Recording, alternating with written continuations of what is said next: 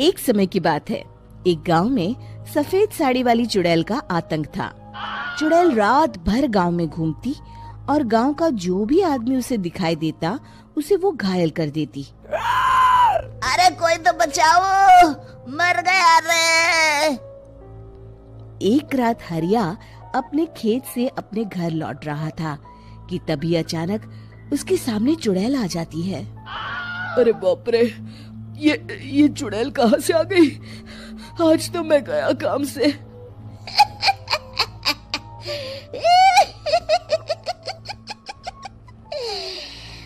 आज मुझे मेरा शिकार मिल गया। अरे चुड़ैल दीदी, मुझे छोड़ दो। जैसे ही चुड़ैल हरिया की तरफ बढ़ती है, हरिया वहाँ से भाग जाता है और अपने घर के दरवाजे पे पहुँचता है। अरे भगवान, जल्दी से दरवाजा खोलो, मेरे पीछे चुड़ैल पड़ी है। हरिया की पत्नी जल्दी से दरवाजा खोल देती है। अरे आप इतना हाफ क्यों रहे हैं? अरे मेरे पीछे चुड़ैल पड़ी है, आज तो मैं बाल बाल बच गया। जल्दी से सभी दरवाजे और सभी खिड़कियों को बंद करके बत्ती बुझा दो।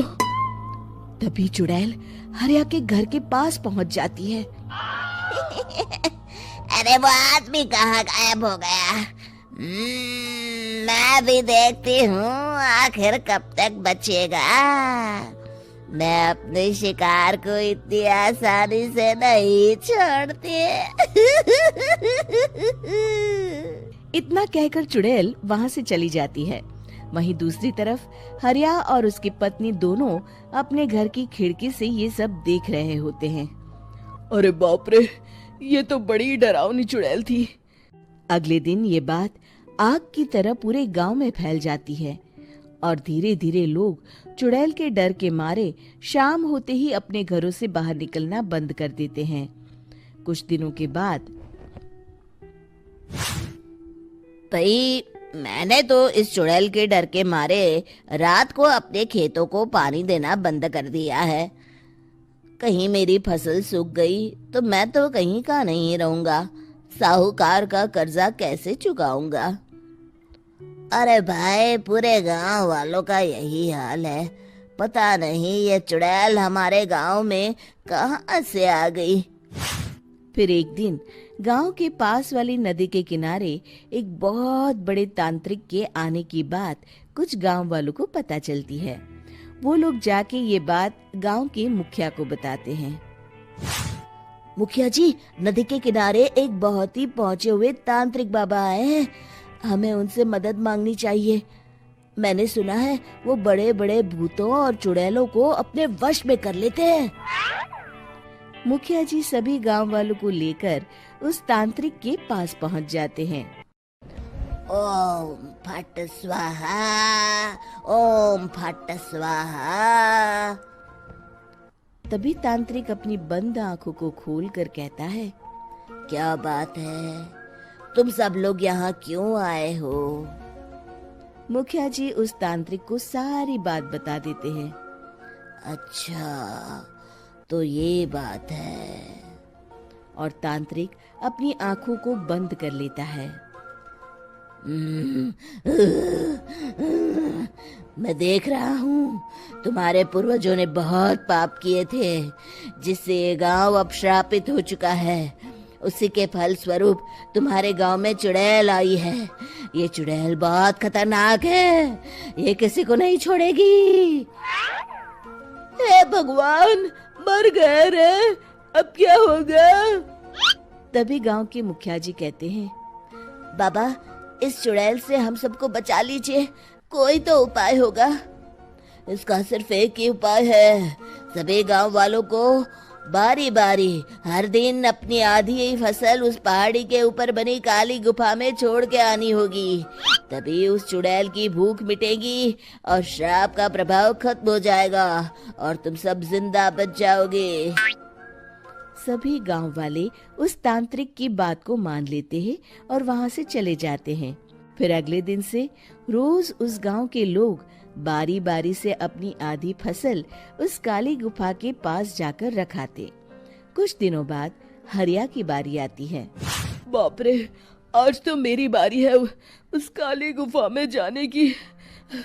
क्या करूं, वो तो बड़ी खतरनाक चुड़ैल है। मेरे तो हाथ पैर कांप रहे हैं। फिर हरिया डरते डरते अनाज की बोरियां अपनी बैलगाड़ी में लाद देता है। तभी हरिया की पत्नी उससे कहती है, देखो जी, संभल के जाना और किसी भी हालत में शाम होने से पहले वापस आ जाना। उस चुड़ैल का कोई भरोसा नहीं है जी।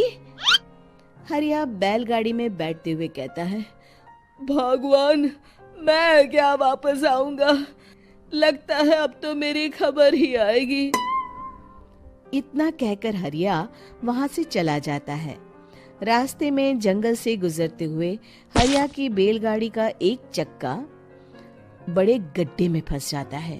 हे भगवान, अब ये क्या मुसीबत है? हरिया नीचे उतर के पूरी ताकत से अपनी बैलगाड़ी को गड्ढे से निकालने की कोशिश करता है।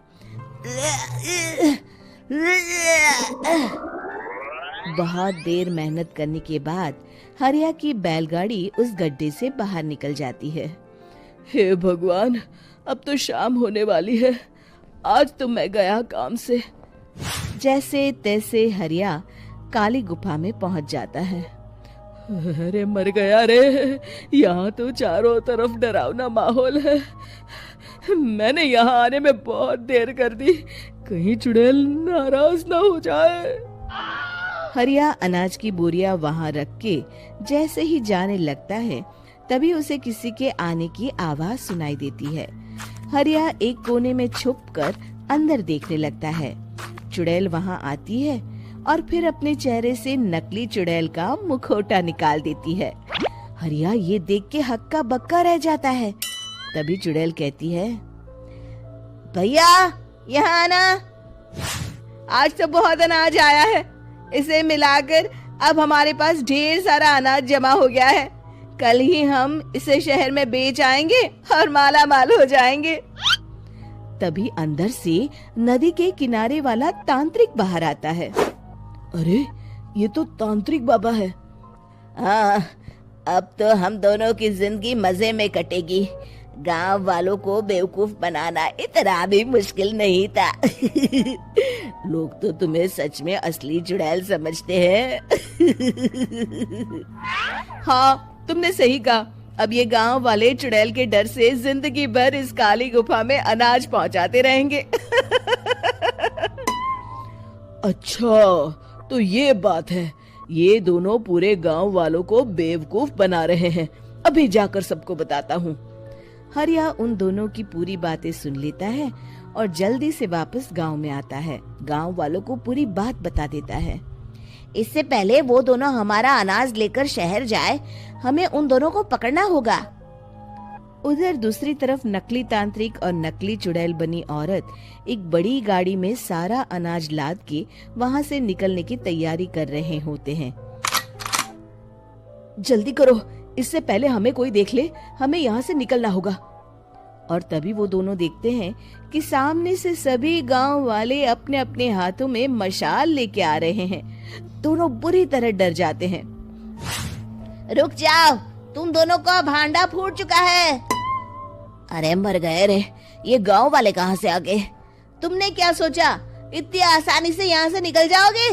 ये अनाज हमने अपने खून पसीने से दिन रात खेतों में मेहनत करके उगाया है। दोनों मुखिया जी के पैरों में गिर जाते हैं। हमें माफ कर दीजिए, हम दोनों एक नंबर के कामचोर हैं। बिना मेहनत किए पैसे कमाना चाहते थे। हाँ हाँ, अब हम आगे से मेहनत मजदूरी करके पैसे कमाएंगे। हमें कुछ मत करना, हमें छोड़ दीजिए। इतना कह के दोनों गांव छोड़ के भाग जाते हैं और सभी गांव वाले फिर से खुशी खुशी रहने लगते हैं। शिक्षा, तभी तो कहते हैं कि किसी भी समस्या का समाधान केवल सूझबूझ से ही करना चाहिए और कभी हिम्मत नहीं हारनी चाहिए।